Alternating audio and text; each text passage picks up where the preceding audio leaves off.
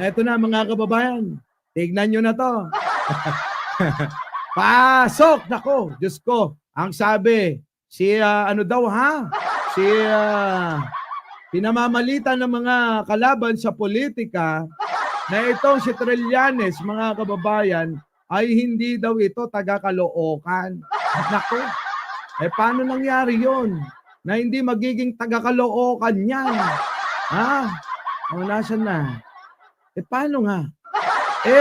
Bumoto yan nung nakaraang halalan. No, di ba? Oh, wait lang. So mga nagsasabi na si Senator Trillanes ay hindi taga-Caloocan, tandaan nyo, si Senator Trillanes, bumoto yan sa Caloocan. Noong panahon na ha? Andali, eto. Kita na nga natin, nasa na ba yun? Dating Senator Antonio Trillanes, ano pang pinag-ugatan